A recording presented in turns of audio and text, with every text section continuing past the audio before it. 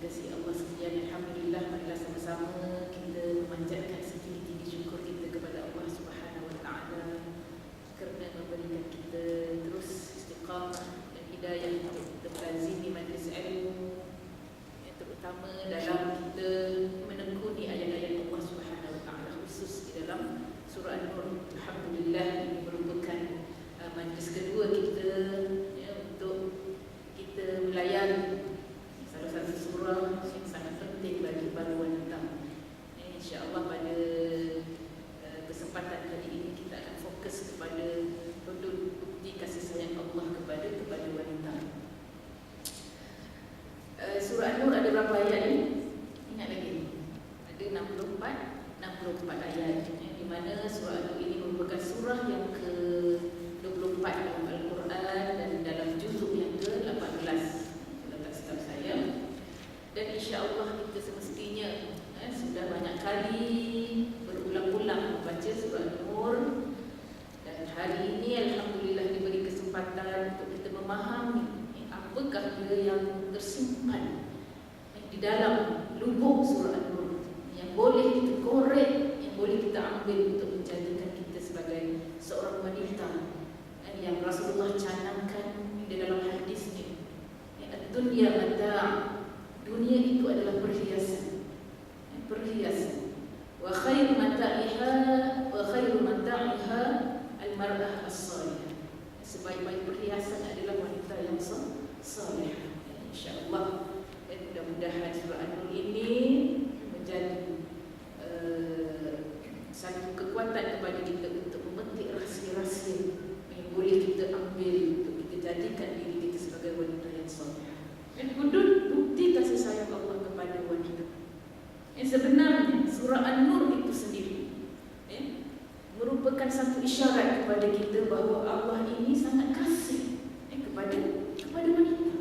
Dan kita tengok bagaimana Rasulullah sallallahu alaihi wasallam sendiri bersabda, "Allimu nisa'akum suratan Nur," kata Rasulullah. Ajarkan wanita kamu surah An-Nur. Kenapa Rasulullah tak kata "Allimu nisa'akum suratan Nisa"? Surah An-Nisa tu perempuan. Ada rahsia. Selama ni sudahkah kita gali rahsia-rahsia dalam surah An-Nur?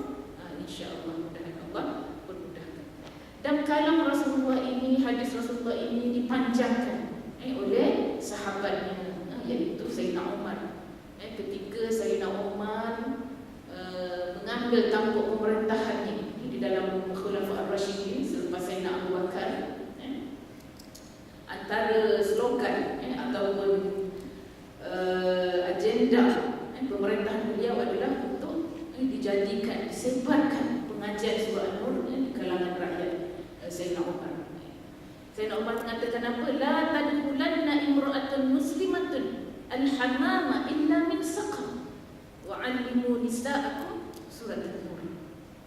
Bukan saja-saja cakap, tapi diceritakan Sayyidina Umar ini menghantar notis kepada semua jajahan takluk, hantar ke Kufah, hantar ke Mesir dan sebagainya, supaya dihidupkan, diperluaskan ajaran-ajaran di dalam surah An-Nur khusus untuk para wanita. Kenapa sebegini sekali pentingnya surah An-Nur bagi kaum wanita? Kerana yang pertama, kebanyakan topik dalam surah An-Nur menyentuh secara langsung tentang wanita dan kemasyarakatan. Kerana paling pentingnya wanita dalam pembentukan masyarakat soleh yang secara operasinya mestilah dimulakan dengan pembentukan peribadi dan keluarga yang soleh. Nak tegakkan negara mestilah bermula dengan masyarakat yang kuat, yang baik. Nak tegakkan masyarakat yang baik, yang hebat, mestilah bermula daripada institusi kekeluargaan. Nak melahirkan keluarga yang baik, yang soleh, bermula daripada rumah. Banyak-banyak rumah yang soleh, yang baik, yang beradab, insya-Allah akan membentuk satu masyarakat yang baik. Ini mesti bermula daripada pribadi dalam keluarga tersebut. Dan kaum wanita adalah tunggak utama sebagai pengelola rumah tangga. Jangan lupa kita ni adalah pengelola rumah tangga.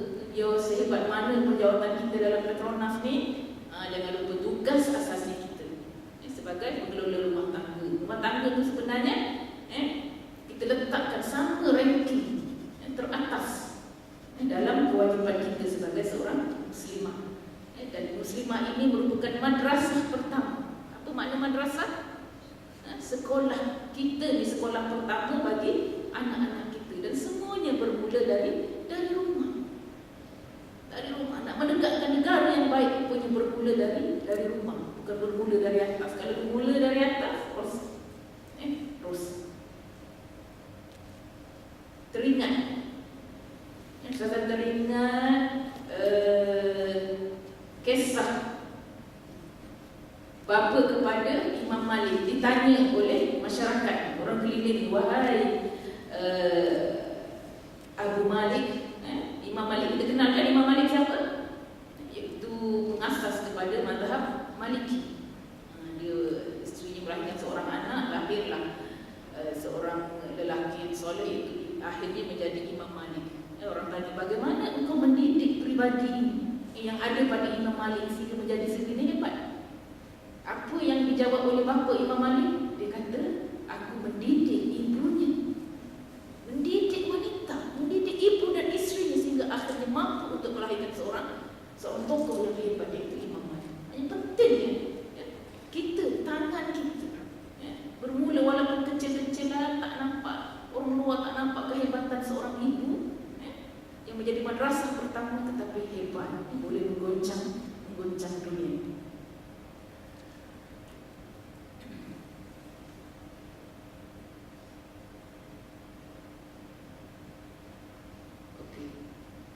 Kalam ini juga, kenapa ditimbulkan kalam ini, iaitu alimu nisa'akum surat An-Nur.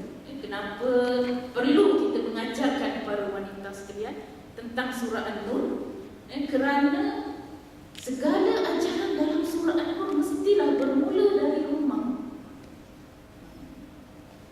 Maknanya bermula daripada orang perempuan dan mendapat sentuhan pertama dari para wanita. Rasanya tidak terlambat lagi kita ni untuk menjadikan surah An-Nur sebagai silibus kita, untuk mendidik diri kita semua, juga anak-anak perempuan kita, dan bagaimana kita membentuk keluarga yang soleh. Ini dua perkara yang sangat penting, bahawa segala ajaran dalam surah An-Nur. Apa dia ajaran dalam surah An-Nur? Itu yang kita kena baca, itu yang kita kena korek-korek. Kalau setakat kita baca sahaja, memang kadang-kadang kita tak faham apa dia hukum hakam, apa dia adab-adab dan peraturan, apa dia perkara yang wajib, perkara yang haram, perkara yang sunat, yang perlu kita petik daripada surah An-Nur. Kita tidak akan dapat melainkan dengan tadabbur, bukan setakat tilawah. Tilawah insya-Allah, kita baca surah An-Nur 1 tahun, insya-Allah dapat pahala. Satu huruf satu pahala. Tapi untuk memahaminya, untuk mengambil apa cahaya di dalam surah An-Nur, perlulah kita tadabbur. Kita pergi kepada topik utama kita, di mana kita nak cari kasih sayang Allah kepada wanita dalam surah An-Nur. Diberi tajuk yang spesifik tadi. Hudud merupakan petunjuk ataupun kasih sayang Allah kepada wanita. Tadi saudara cakap sebenarnya seluruh surah An-Nur itu adalah kasih sayang Allah kepada kita. Kita lihat satu-satu di mana cahaya yang perlu kita ambil, yang perlu wanita sedari. Ada beberapa cahaya yang paling penting untuk kita jadikan panduan. Yang pertama, ini secara keseluruhan, lepas ini kita akan fokus. Surah An-Nur ibarat perlembagaan perundangan kehidupan kerana ia membentangkan hukum hakam yang berkaitan dengan jenayah akhlak. Jenayah akhlak. Nanti kita tengok apa dia jenayah akhlak yang berkaitan, yang melibatkan para wanita. Antara jenayah-jenayah yang wanita terlibat secara langsung akan difokuskan di dalam surah An-Nur. Justru itu para muslimah mestilah menjauhi jenayah akhlak ini. Sebab ada orang yang tak tahu ini jenayah ini merupakan perkara yang perlu para wanita hindari. Ada yang tak tahu antaranya zina. Yang difokus dalam surah An-Nur, kes zina. Tidak keterlaluan kalau Ustazah beritahu bahawa ada anak-anak kita golongan remaja dah berzina banyak kali. Ustazah ramai kawan-kawan yang mengajar di sekolah-sekolah, di sekolah-sekolah mereka. Ada anak murid mereka yang sudah berzina banyak kali. Bila ditanya, rupanya mereka tak tahu zina itu adalah satu dosa. Tak tahu. Amat meranjatkan. Anak kita tak tahu zina satu dosa sehingga akhirnya mereka terjumus dalam cinta monyet dan seterusnya berzina. Na'udzubillah min dzalik. Ini puncanya apa? Puncanya ibu yang tidak mengajar anak mereka tentang dosa, tentang haram, tentang pahala dan sebagainya. Ibu tanpa menafikan faktor-faktor yang lain, tapi ibulah sebenarnya sentuhan pertama anak-anak kita yang perlu kita sedari. Sekiranya berlaku juga jenayah tersebut, buat juga wajiblah dilaksanakan hukuman ini. Hukuman inilah yang diterangkan dalam surah An-Nur, itu antaranya hudud, insya-Allah, bagi melepaskan diri daripada azab akhirat yang amat pedih. Dan terlanjur berzina, nak buat macam mana? Kena dihukumlah. Sebab apa? Bukan sahaja semata-mata untuk dihukum, tetapi untuk melepaskan jiwa ini daripada azab Allah Subhanahu Wa Taala di akhirat kelak. Mudah-mudahan dengan hikmah kita menghukum anak kita bawa anak kita ke pengadilan, insya-Allah. Apabila dirinya bertaubat dan rela dihukum di akhirat kelak, insya-Allah. Insya-Allah lepas. Tidak akan ditanya lagi oleh Allah Subhanahu Wa Taala. Bagaimana kita tahu hidup di akhirat lagi sakit, lagi pedih, lagi menakutkan. Kalau kat dunia pun kita dah seksa, apa lagi di akhirat. Perlunya para wanita mendukung usaha-usaha ke arah memartabatkan undang-undang Islam. Ini poin pertama yang awal-awal lagi surah An-Nur fokuskan, yang menjadi kewajipan kita sebagai wanita. Tahu, kena tahu undang-undang, hukum hakam, especially tentang hukum hudud. Okay, yang kedua, surah An-Nur ibarat grand design pakaian dan aurat muslimah, kerana ia mencorakkan bagi muslimah cara keterampilan mereka dalam berpakaian, berinteraksi dan bergaul sebagaimana seharusnya bagi wanita Islam yang baik. Masya Allah. Di sinilah rahmat dan kasih sayang Allah. Sayang kepada wanita, mahu wanita menjadi yang salihah. Tidak dibiarkan kita mereka cipta pakaian kita sendiri mengikut nafsu dan sesuka hati kita. Datang surah An-Nur memandu kita bagaimana yang sebenarnya wanita perlu berfashion, bercantik-cantik, ikut dan desain surah An-Nur. Ini akan kita sentuh pada minggu depan, insya-Allah. Surah An-Nur ibarat ensiklopedia sains. Masya Allah, hebatnya silibus dalam surah An-Nur, daripada undang-undang pergi pula kepada image dan keterampilan. Akhirnya dia mengajak kita supaya An-Nur membentangkan fenomena keajaiban alam yang menakjubkan, yang mesti diturunkan, misteri dan rahsia. Surah An-Nur mengajak kita supaya meneroka keajaiban alam di luar sana. Ia akhirnya membantu muslimah memasuki jendela ma'rifatullah yang menyegar keimanan dan mendekatkan lagi hubungan muslimah dengan pencipta. Allah suruh kita tafakkur, yang akhirnya dengan tafakkur kita akan berzikir kepada Allah Subhanahu Wa Taala. Allah suruh kita explore kejadian alam ini yang akhirnya kita sujud tersungkur di depan Allah, betapa besarnya, hebatnya segala ciptaan Allah di atas muka bumi. Okey, seterusnya surah An-Nur ibarat manual bagi sistem pengurusan rumah tangga, berorganisasi dan kepimpinan melalui adab-adab murni yang dibentang dalam kebanyakan ayat-ayat ini. Para muslimah disarankan sentiasa meneliti dan mengamalkan adab-adab tersebut dalam sistem kekeluargaan dan juga organisasi ini dalam masyarakat. Adab-adab yang kadang-kadang kita terlepas pandang, tetapi diambil sangat penting oleh surah An-Nur. Kerana kalau dengan sebab kita terlepas pandanglah banyak perkara-perkara yang negatif berlaku daripada kita melalaikan aspek-aspek tersebut.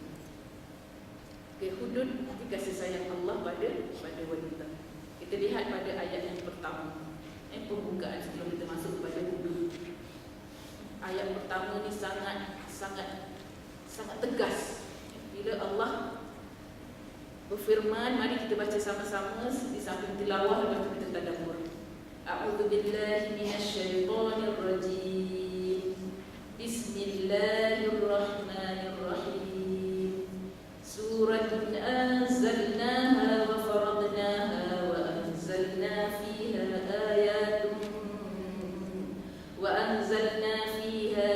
ayatin bayyinat la'allakum tadhakkarun. Surah. Allah menyebut awal-awalan surah. Ini adalah satu surah. Maknanya apa? Surah An-Nur ini, surah An-Nur ini adalah satu surah yang kami turunkan. Dan kami wajibkan hukum-hukumnya. Serta kami turunkan pada ayat-ayat keterangan yang nyata supaya kamu beringat-ingat. Ingat. Bila ingat kamu kena amal. Kena laksanakan. La'allakum tadhakkarun. Bukan setakat ingat di fikiran aja kemudian lupa, lepas tu terus tak beramal. Sebab Allah kata la'allakum tadhakkarun. La'allakum ni maknanya moga-moga. Allah mendoakan kita, Allah berharap kepada kita supaya kita beringat. Tengok Allah sebut perkataan anzalna dua kali. Suratun anzalna. Bila Allah sebut anzalna, ini adalah surah yang kami turunkan. Dari perkataan anzala, anzala ni turun. Bila turun tu maknanya apa? Daripada atas ke bawah. Daripada yang maha tinggi kepada kita yang kat bumi ni, daripada langit turun ke bumi. Menunjukkan betapa besarnya perkara yang Allah turunkan kepada kita semua. Dan Allah sebut lagi wa anzalna fiha ayatin bayyinat. Dua kali Allah ulang perkataan anzal. Menunjukkan seriusnya ajaran-ajaran hukum hakam yang perlu kita ambil perhatian di dalam surah ini. Inilah satu-satunya keistimewaan di dalam surah An-Nur. Di mana satu-satunya surah dalam Al-Quran ada berapa? 114. Satu-satunya surah yang Allah mulakan dengan perkataan surah. Padahal yang lain itu pun surah juga. Kenapa Allah beri nama surah? Kalau dalam surah lain Allah mulakan dengan apa? Dengan huruf-huruf alif lam ra. Tetapi dalam surah ini Allah gunakan perkataan surah. Kenapa? Kita lihat apa makna surah. Surah ni dari kalimah surun yang bermakna dinding atau pagar. Seolah-olah Allah ingin memberitahu kita bahawa ini adalah satu surah umpama pagar, umpama dinding yang tinggi, pagar yang teguh, yang kuat, yang berfungsi untuk menjaga dan melindungi kita semua. Selagi mana kita menggunakan pagar tersebut, memanfaatkan pagar tersebut. Di dalam pagar itu banyak hukum hakam yang perlu kita gunakan. Kalau kita tak ambil hukum hakam dalam surah An-Nur, tak gunalah pagar di sekelilingnya. Dan kita lihat daripada ayat ini ada dua elemen penting yang perlu kita tahu dalam perkataan wa faradnaha. Apa makna wa faradnaha itu? Suratun anzalna fiha wa faradnaha. Ini adalah satu surah yang kami turunkan dan kami fardukan di dalamnya hukum hakam. Dalam surah An-Nur yang pertama ada hukum hakam, ada peraturan dan undang-undang yang wajib dilaksanakan dalam masyarakat dan negara kita. Bila Allah sebut fardu maknanya wajib, bukan sunat, bukan harus, wajib. Kalau kita tak buat, berdosa. Kalau kita tak berusaha ke arah tersebut, berdosa. Fardu kan? Sama ke farduan dengan solat, dengan puasa.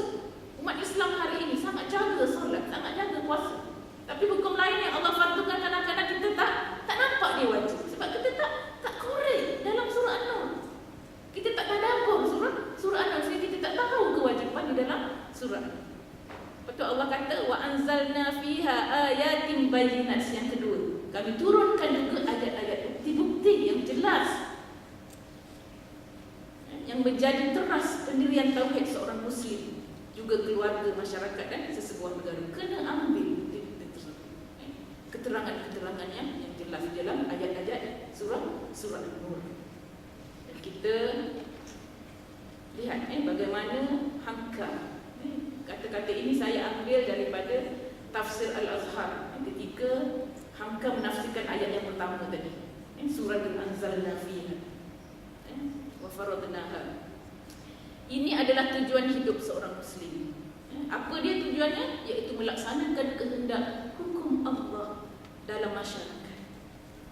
Sebab menurut Islam sumber hukum ialah dari Allah dan Rasul yang dinamakan syariat. Jangan ambil hukum selain daripada hukum Allah Subhanahu Wa Taala.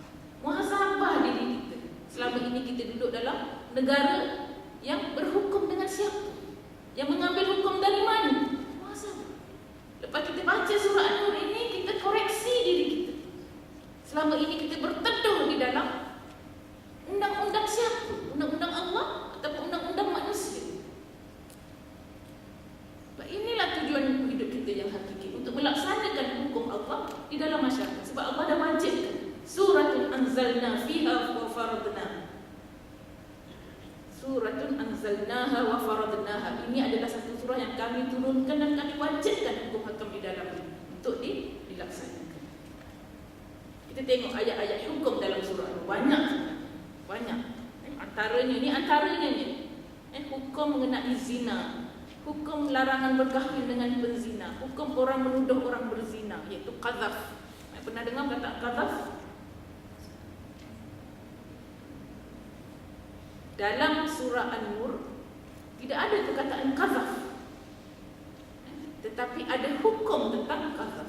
Kalau kita tak tadabbur, tak baca betul-betul, memang kita tak akan faham. Ya? Okey, kemudian hukum li'an. Apa dia li'an? Ada hukum li'an yang melibatkan wanita. Hukum menyebar cerita dusta, ada haram hukum. Adab menjadi tetamu atau berkunjung, ada adab ziarah, ada. Hukum menjaga pandangan, hukum berkait dengan pakaian, galakkan berkahwin. Untuk mencegah daripada berlaku zina, kena galakkan perkahwinan. Hukum hamba yang dijanjikan kemerdekaan, larangan memaksa orang berzina ataupun buat aktiviti pelacuran. Ini antara hukum-hukum yang disentuh di dalam surah An-Nur. Antara ayat-ayat hukum di dalam surah An-Nur adalah ayat-ayat hudud. Di sini kita punya fokus.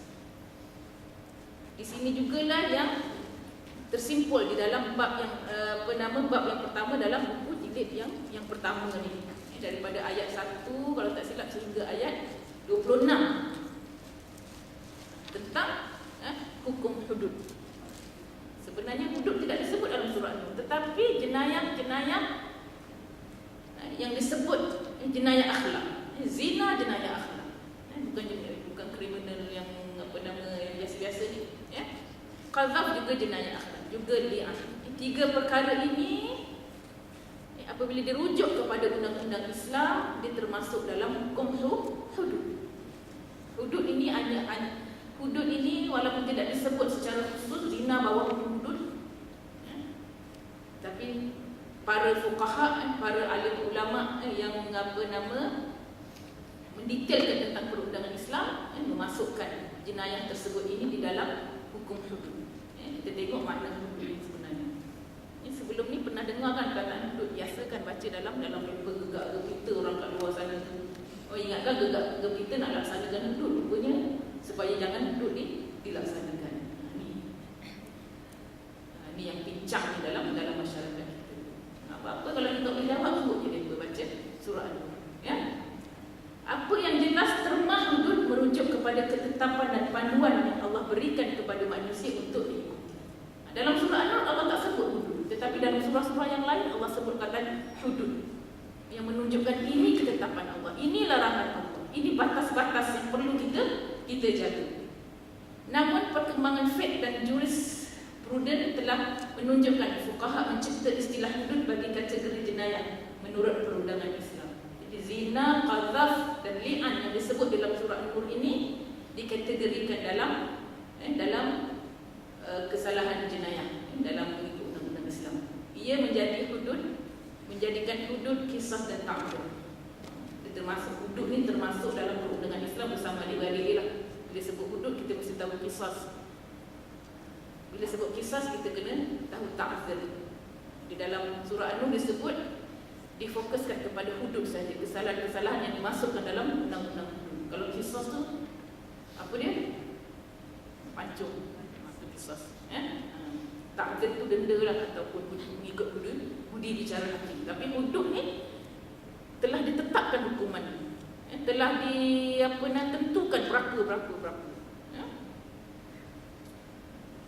Okey. Allah sebut perkataan hudud dalam surah An-Nisa. Tak dapat baca, tentunya saya hantar melalui PDF. Kalau PDF keluar ayat. Dan barang siapa menderhakai Allah dan Rasulnya, serta melanggar batas-batas hukum Allah. Kat situ disebut hudud. Melanggar batas-batas hukum. Itu di situ Allah sebut kataan hudud kat situ. Kalau siapa boleh buka surah An-Nisa ayat 14. Boleh Surah An-Nisa ayat 14. Ada perkataan hudud di situ. Begitu juga dalam surah An-Nisa ayat 14. Hudud maknanya batas-batas Allah yang dilarang untuk kita melanggar. Kalau langgar, hukumlah mengikut undang-undang. Okey, seterusnya ayat surah An-Nisa juga ayat 13 patah balik. Itulah batas-batas hukum Allah. Yang saya ingat, wa tilka hududullah. Itulah batas-batas Allah. Hukum Allah, barang siapa taat kepada Allah dan Rasulnya, Allah akan memasukkannya ke dalam syurga yang mengalir di bawahnya sungai-sungai. Mereka kekal di dalamnya, dan itulah kemenangan kemenangan yang agung. Masya Allah. Apa susah sangat kita nak laksanakan hudud? Bila laksana, insya-Allah Allah sediakan kita syurga yang mengalir. Nak dapat syurga tak? Nah, jangan sekali-kali kita menegah orang daripada menegakkan undang-undang Allah Subhanahu Wa Taala. Okey, apa makna hudud dari segi bahasa? Hudud adalah plural. Hudud plural. Singularnya satunya iaitu had, berarti halangan. Hukum had adalah untuk halang penjenayah. Bila ada hukum hudud, insya-Allah tak ada dah. Kurang dah orang berzina, kurang dah orang mencuri dan sebagainya. Dari sudut istilah, hudud merupakan hukuman yang ditetapkan bentuk jenayah dan kadar hukuman secara muktamad oleh Allah dan Rasulnya. Dah ditetapkan. Tak payah dah nak dicipta undang-undang lain. Kalau berzina, penjara 3 tahun. Tak boleh. Sebab dah ditetapkan. Kalau berzina gini-gini, nanti kita tengok ayat ini. Masalahnya apa yang berlaku dalam negara kita? Dia cipta-cipta undang-undang tersendiri untuk mengelabui undang-undang Allah Subhanahu Wa Taala. Hukum hudud hanya dijatuhkan ke atas pelaku 7 jenis jenayah, iaitu zina, qazaf, curi, rompak, minum arak, murtad dan buah. Adapun dalam buku ini fokus kepada zina dan qazaf sahaja. Bab mencuri itu dalam surah lain. Ya, Allah sebut tentang pencuri yang kena hudud. Allah kata apa? As-sariqu was-sariqatu faqta'u aydiyahuma. Allah kata pencuri lelaki, pencuri perempuan, bila dia mencuri, potonglah tangan mereka tu. Inilah orang takut sangat. Jangan buat hudud. Kalau hudud terlaksana, banyaklah sup-sup tangan di tepi-tepi jalan. Masya Allah, takutnya mereka hudud. Kalau kamu tak buat, kalau kamu tak mencuri, kenapa kamu takut? Bila sebab pun hudud, semua jatuh kasihan dengan penjenayah. Kesian penjenayah. Bila barang dia dah curi, baru dia marah. Bila mak bapak, adik-beradik dia kena usik, kena rompol, baru dia marah. Bila tak berlaku pada diri kita, bukan main, mulut kita tak cukup untuk menghina, untuk menggagalkan kerja-kerja mendapatkan ayat-ayat Allah Subhanahu Wa Taala. Inilah fenomena yang berlaku pada negara kita. Selagi kita tak tadabbur surah An-Nur dengan sebenar-benarnya, beginilah jadi. Kita semua bertanggung jawab. Kita lihat ayat yang kedua tentang ayat zina. Termasuk Allah turunkan ayat ini kepada kita semua. Difokuskan kepada kaum wanita supaya tahu hukum hakam yang ada di dalam ayat tersebut.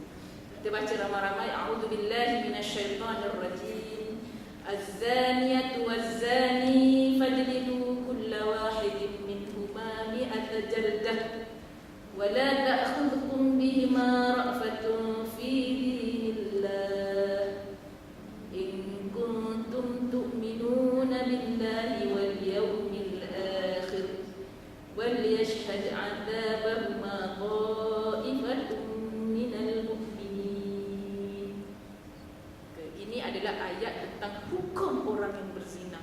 boleh tengok huraiannya secara nak kata lengkap tak kita, daripada muka surat 28 hingga 57 panjang. 28 hingga 57 dalam buku ni. Kita ambil ringkas-ringkas lagi ni, setengah jam ke 1,5 jam kita nak kupas ayat ni, memang tak akan habis insya-Allah, ya. Ayat-ayat Allah ni seperti samudera luas. Maka kita kaji sebenarnya ayat-ayat Allah ni makin banyak kita ni. Ada. Pertanyaan? Slide sebelum tadi. Qazaf dengan Qazaf tu menuduh orang berzina tanpa bukti. Tuduh orang liwat. Qazaf tu. Burah ni penderhaka dalam negara. Dia buat apa nama, nak jatuhkan pemimpin negara Islam. Burah dia penderhaka. Pengganas-pengganasnya pun kan, itulah burah pun kena masuk dalam hukum. Itu dia murtad.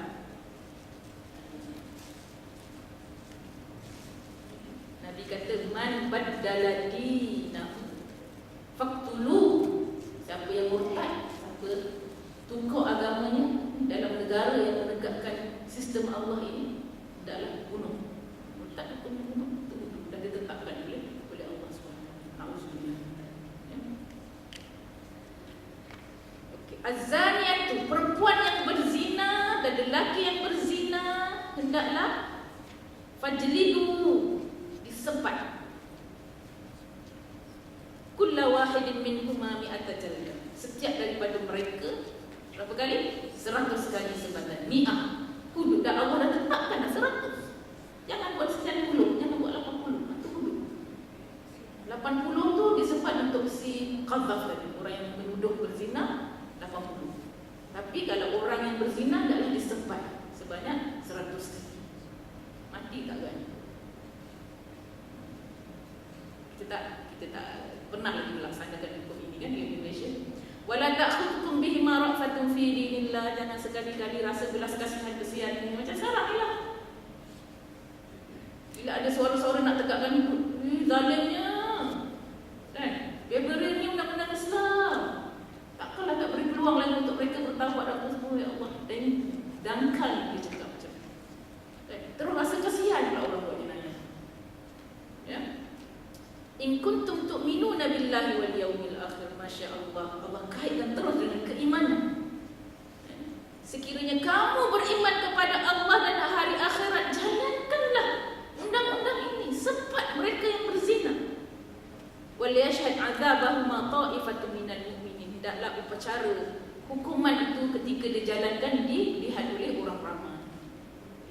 Sekurang-kurangnya 3 orang. Eloknya dibuat di khalayak ramai supaya orang takut, menjadi pengajaran kepada orang lain. Ini lepas berzina tak ada pun memberi pengajaran kepada orang lain sebab tidak dijalankan dengan mengikut undang-undang Allah Subhanahu. Zina ni hukumnya apa? Tahu dah, saya tahu dah, orang semua tahu. Tapi ada yang tak tahu. Kadang-kadang kita terlepas pandang, ya Allah, dia punya anak murid dia tak tahu zina terus. Dah bersalin 2-3 kali. Ini bukan cerita dongeng. Ini berlaku dalam masyarakat kita yang sangat-sangat jahil. Kita jangan tak ambil peduli dengan apa yang masyarakat kita hadapi pada hari ini. Zina ni hukumnya dosa besar, jijik keji. Sehingga Al-Quran mengatakan la taqrabuz zina, tu yang kotak-kotak tu. Daripada surah tu saya tak ingat. Allah kata apa? La taqrabuz zina. Jangan kamu hampiri zina. Allah tak kata la taznu, jangan berzina. Tapi Allah kata la taqrabuz zina, jangan hampiri. Ia ada satu perbuatan yang sangat keji. Ada satu hadis menyebut larangan berhalwat. Janganlah kamu berdua-duaan pun tak boleh, apalagi berzina. Janganlah kamu berdua-duaan dengan wanita yang bukan mahram, kerana yang ketiganya adalah syaitan. Masya Allah, syaitan sangat-sangat licik, sangat hebat dia punya planning dia untuk menyesatkan ataupun menjerumuskan makhluk Allah Subhanahu Wa Taala ini ke neraka. Okey, mengikut ayat yang kita bacakan tadi, orang yang berzina ni apa hukumnya? sebatan sebanyak 100 kali. Dua-dua kena, yang lelaki pun kena, yang perempuan pun wajib kita jatuhkan hukuman. Jangan rasa kasihan langsung. Kesiannya orang perempuan, orang lelaki tak apalah, mungkin sebat dia tahan lagi 100 kali. Kalau perempuan pun kena sebat 100 kali, jangan sekali ada rasa belas kasihan. Masya Allah, hebat hukum Allah. Gerun, dengar pun dah gerun. Apa lagi? Nak berzina kan? Tapi apa yang berlaku pada dunia hari ini, Allah menakut-nakutkan kita dengan kekerasan penduduk tu. Tak nampak hikmah yang besar apabila kita melaksanakan itu.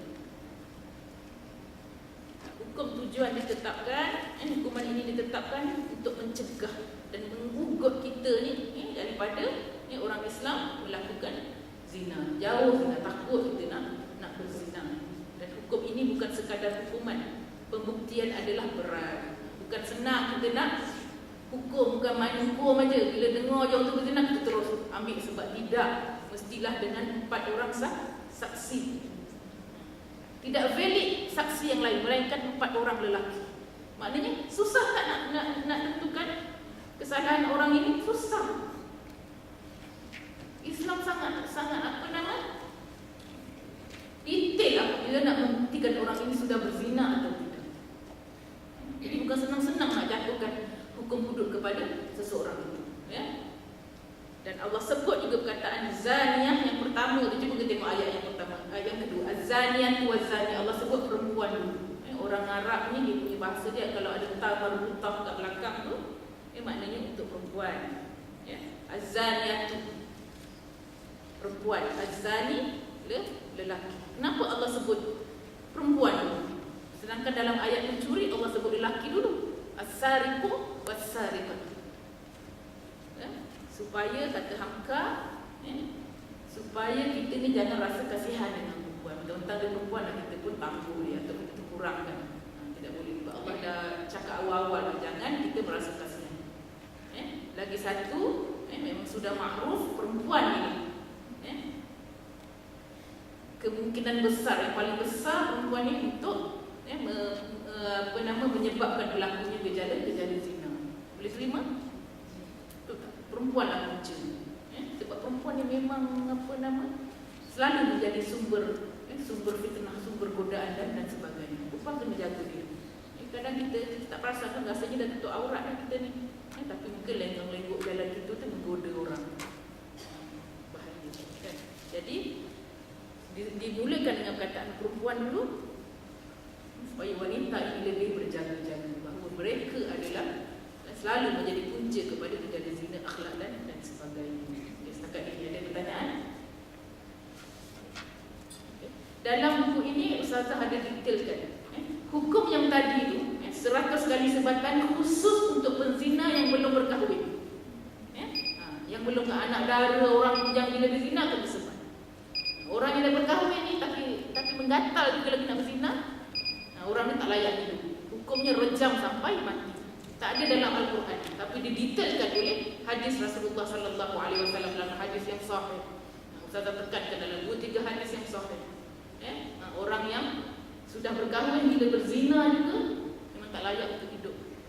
Rejam sampai mati. Lagi tak mati, rejam lagi. 10 hari tak mati, rejam. Jangan lupa. Beri pengajaran kepada mereka. Ini dia, Islam telah menyalurkan fitrah kita. Manusia ini fitrahnya ingin berkahwin, ingin berseronok-seronok, ingin berpasang-pasangan. Islam datang untuk meluruskan kita. Bila nak berpasangan, bila nak berseronok-seronok, bila nak berkahwin, jalannya adalah nikah. Itu fitrah kita. Allah layan fitrah kita dengan laluan nikah. Tapi kalau kamu langgar fitrah kamu, yang Allah tunjuk jalan ini, kamu pergi berzina, maknanya kamu telah merosakkan fitrah kamu. Bila fitrah kita dah rosakkan, maknanya yang paling sesuai adalah hukuman. Perlu dihukum dulu dalam negara. Okey, kita buat kajian. Kita buat perbandingan tentang undang-undang di Malaysia ini, undang-undang yang kita berlindung, yang kita bernaung di bawahnya pada hari ini. Jawablah nanti kita di akhirat kelak. Sanggup? Kita kena jawab di akhirat. Apa nak jadi dengan negara kita? hubungan seks dengan kerelaan kedua-dua pasangan bukan satu kesalahan. Bolehlah kita semua yang berzina kalau ikut undang-undang di Malaysia, bukan kanun keseksaan atau talimu perjumpaan. Ini yang perlu kita ubah. Seru pemimpin kita, tegakkan Al-Quran. Kita semua bertanggungjawab. Mana-mana usaha yang kecil-kecilan pun tak apa, asalkan sampai suara-suara Islam. Kita buat acara kita tak mampu mungkin. Nak masuk parlimen, nak ubah pun tak mampu. Tapi kita buat acara kita. Asalkan niat tu aku nak martabatkan undang-undang Allah. Masing-masing dengan kemampuan masing-masing. Yang penting ada usaha kita untuk menegakkan ayat-ayat Allah sebagai undang-undang negara-negara kita. Patut tak macam ni? Norma biasa, norma-norma yang nilai-nilai kemanusiaan biasa takkan terima. Sebab itulah negara-negara barat sana tak kisah berzina. Dah dapat anak 2-3 orang baru pergi nikah kan, baru pergi berkahwin, tak kisah. Ini rosak masyarakat, ya. Bila kita tidak undang-undang begini, tidak akan menyelesaikan masalah yang ada pada hari ini. Kerosakan yang berlaku dalam masyarakat pada hari ini adalah satu musibah yang besar kepada kita sebenarnya. Musibah yang besar, Masya Allah. Kita rasa kita aman, kita rasa kita selesa hidup di bumi Malaysia. Kita tak terjamin lagi. Alhamdulillah, ya. Ini undang-undang Malaysia yang akhirnya melahirkan beginilah. Statistik anak luar nikah. Ini tahun yang dulu. Tahun sekarang saya tak ambil lagi. Yang terkini. Bolehlah kita rujuk kepada Jabatan Pendaftaran Negara yang terkini. 74,000 anak luar nikah dilahirkan. Hasil daripada undang-undang ni. Tapi kenapa tiba-tiba kita kata undang-undang hudud zalim, berberian, undang-undang hutan dan sebagainya? Maknanya undang-undang manusia tidak akan dapat menyelesaikan masalah manusia pada hari ini. Anak luar nikah. Undang-undang ini juga melahirkan pembuangan bayi merata-rata tempat. Mana ibu, mana ayah, mana peri kemanusiaan. Ini undang-undang manusia kan ni? Kata sangat undang-undang hudud, undang-undang liar, kejam dan sebagainya. Ini undang-undang manusia yang kamu dukung sangat. Dalam masa beberapa tahun saja sudah melahirkan hampir 400 kes. Itu yang tahu, yang tak tahu. Na'udzubillah. Ya. Mungkin tak berlaku pada kita, na'udzubillah, apa nasib anak-anak kita pada masa akan datang selagi benda ni tidak juga. Selagi surah An-Nur tidak menjadi budaya dalam masyarakat kita. Orang tak faham sebenarnya. Ramai orang tak faham tentang isi kandungan dalam surah An-Nur. Bayi dibuang dalam semak. Di mana? Ya, kemanusiaan. Kita sudah, ini adalah laporan akhbar. Kita sudah berada di tahap kritikal, satu nafas, satu zina. Alhamdulillah. Anak-anak yang dibuang ni anak kita ke? Yang lahir daripada pernikahan yang sah? Tak, mesti anak zina. Ibu ayah tak akan sanggup buang anak ni, melainkan dirasa ini bukan anak. Ini anak zina. Kita tak akan buang anak kita sebab anak itu lahir daripada ikatan yang suci, ikatan nikah yang sah. Ini pasti daripada anak zina. Mayat bayi di tangki tandas, ya, dilaporkan setiap minggu ke setiap hari 24 kelahiran anak zina, 24 orang kelahiran anak zina dalam setiap minggu. Alhamdulillah, hasil daripada undang-undang manusia. Undang-undang Islam tidak digunakan untuk mengekang jenayah. Buang dalam tandas. Ini bayi kembar buang dan disumbat dalam almari. Setiap hari ada di dalam paper. Bayi digurung semua, bayi digonggong anjing. Kita kat mana kita? Tiba-tiba kata undang-undang hudud, undang-undang liar, kejam dan sebagainya. Ini tak kejam ke? Ini tak liar ke? Perbuatan sebegini. Bagaimana pula dengan jenayah yang lain? Ini baru jenayah zina, jenayah rogol. Apa cerita? Baca tak paper gini, paper hari ini. Si perogol didenda yang kena rogol didenda 300 pound kepada ini saya dari Denmark lah. Denmark punya undang-undang barat kan. Yang kena rogol didenda 300 pound ke apa katnya kerana menyerang si perogol. Tiba-tiba kat Malaysia seorang sarjana kita mengatakan apa, kalaulah undang-undang hudud dijalankan di negeri Kelantan, dia kata setiap harilah perogol akan datang ke Kelantan. Sebab mereka menghadap menganggap bila hudud dijalankan tidak akan memberi keadilan kepada orang yang kena rogol. Sebab apa? Sebab yang kena rogol ni apabila dia kena rogol, dia akan mendakwa orang tu rogol dia kan. Bila kita mendakwa orang tu rogol tanpa bukti, maknanya kita mendakwa dia berzina. Orang berzina hukumnya apa tadi? Kita menuduh orang berzina hukumnya qazaf. Sebab dia tak baca tentang hudud secara detail. Datanglah berbondong-bondonglah orang yang merogol nak ke Kelantan. Sebab Kelantan kan sibuk nak buat tentang undang-undang hudud sekarang untuk menghina hukum hudud. Tak faham masalah hudud tapi nak cakap pasal hudud. Akhirnya menghina ayat-ayat Allah Subhanahu Wa Taala. Na'udzubillah. Jadi jangan kita cakap apa-apa kalau kita tak tahu tentang hudud. Ini kes yang berkaitan dengan wanita. Ini yang cakap pasal hudud ni, menentang hudud sangat. Ini pun wanita. Orang perempuan. Ini bukan kes nak cakap hal politik. Tidak sekali-kali saya nak kaitkan dengan politik. Tapi mesti kita sebut. Sebab ini berkait dengan undang-undang Allah. Ya? Undang-undang jenayah apa lagi? Jenayah ragul. Setiap hari ni orang diragul. Setakat ragul habis potong tangan aku. Banyak sangat jenayah. Apabila manusia jauh daripada undang-undang Allah Subhanahu Wa Taala. Undang-undang manusia di mana sahaja berada, terutama di negara kita, tidak mampu lagi sebenarnya untuk membendung masalah fahsyat dan mungkar, masalah benci. Kita disarankan, surah An-Nur menyarankan kita kembali kepada hukum-hukum Allah di dalam surah. Okey, ayat yang kedua. Az-zani la yankihu illa zaniyatan aw musyrikah, waz-zaniyatu la yankihuha illa zanin aw musyrik, wa hurrima dhalika 'alal mu'minin. Ayat ini secara ringkasnya surah An-Nur melarang kita daripada mengahwini penzina. Walaupun hukumnya tidak sampai jatuh kepada peringkat haram, tapi memang kalau boleh jangan. Kita sebagai ibu lepas ni carilah pasangan untuk anak-anak kita, orang-orang yang baik-baik. Selidik itu. Kita pun kalau belum berkahwin, carilah pasangan yang baik-baik. Ya, sebab dilarang oleh agama.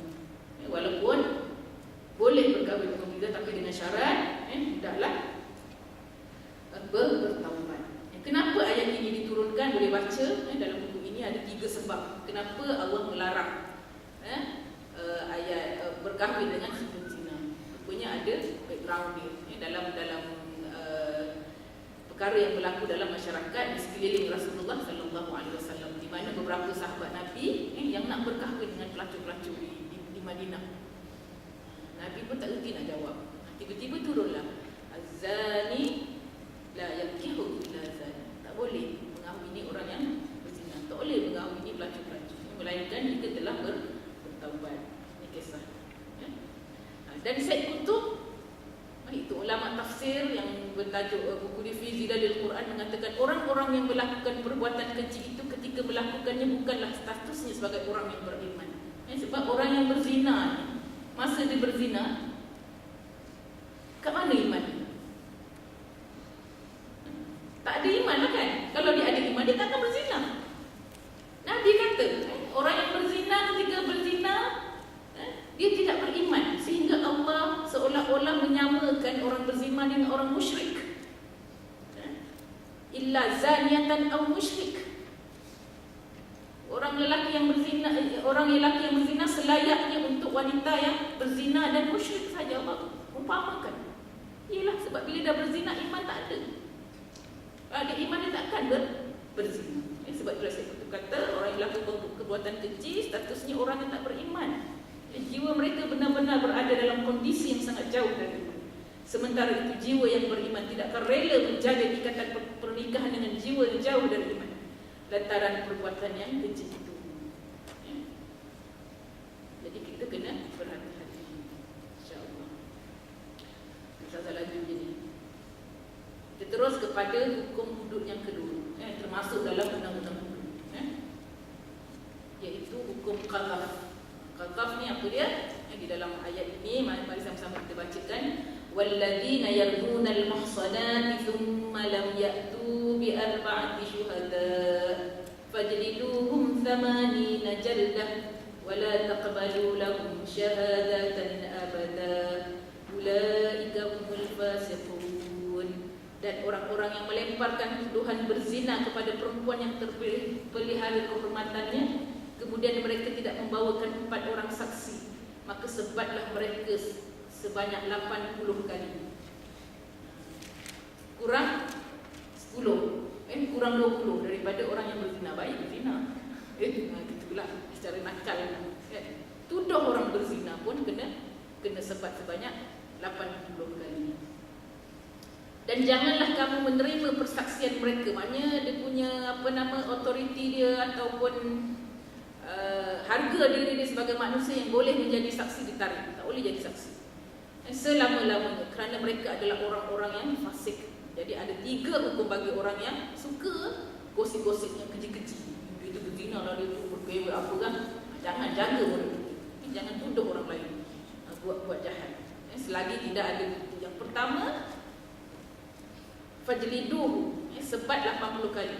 Yang kedua, la taqbalu lahum syahadah, tidak boleh menjadi saksi langsung. Yang ketiga, mereka dicap sebagai orang yang fasik. Apa dia makna qazaf? Qazaf disebut dalam bahasa bermaksud al-ramyi, itu lempar, seperti melempar batu. Menurut syarak, qazaf adalah melemparkan tuduhan zina kepada orang yang baik atau menafikan keturunannya. Misalnya, dia tu bawa budak, orang kata tu anak dia, padahal bukan anak dia, anak zina ke anak apa, tak boleh.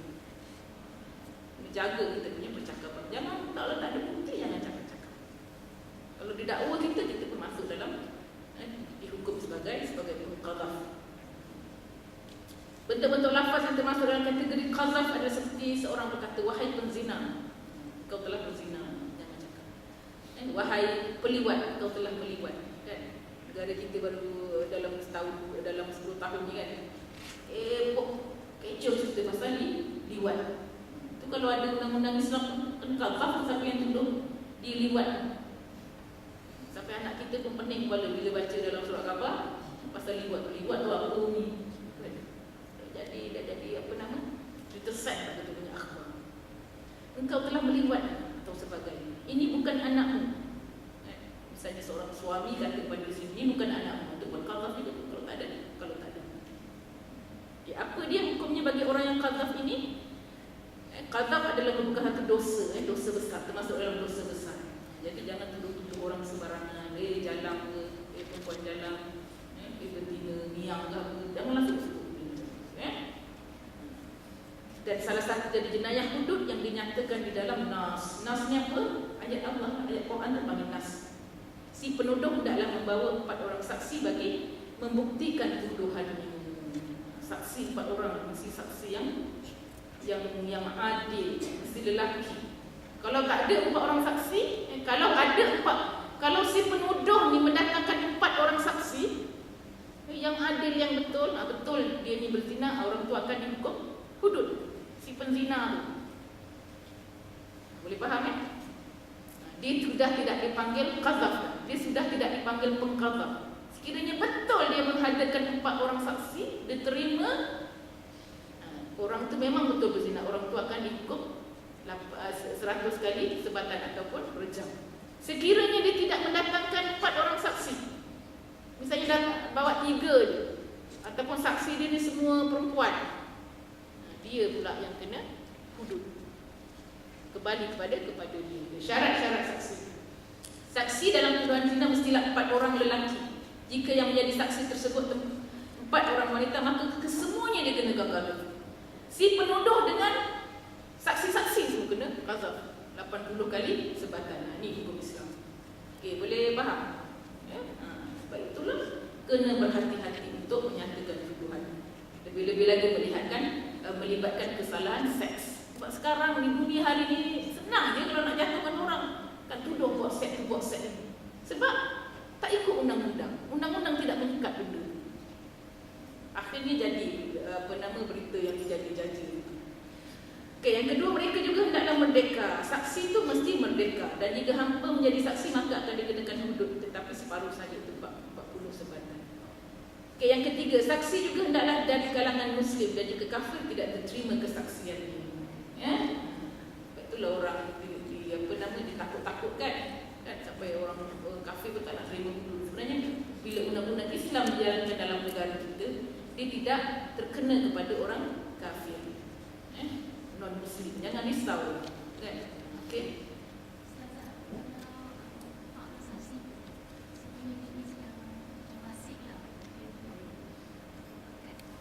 Tidak diterima lah. Dia akan melalui pembicaraan yang panjang lah, kan? Mesti bicara tahu fasih yang bukti empat orang saksi ni, dia akan nyatakan apa nama bukti-buktinya. Saksi ni sebenarnya nak jalankan hukum hudud ni susah. Tak akan berlaku lah hudud ni, sebab tak akan jumpa lah 4 orang saksi ni lah. Sampai bila-bila sebenarnya boleh ikutkan. Dan 4 orang saksi ni, kan, orang tu berzina, 4 orang saksi ni mesti nampak orang tu betul-betul berzina. Mesti nampak. Lepas tu saksi ni kena adil. Orang yang adil, orang yang baik nak tengok ke orang berzina? Jangan cukupkan 4 orang ni kita tengok orang berzina. Tak ada lah, takut. Tak akan berlaku. Sebab kalau kita lihat sejarah, dalam ada cerita, sejarah hukum hakam hudud, orang berzina, tidak pernah ada hukum tu dijatuhkan kerana 4 orang saksi. Semua dengan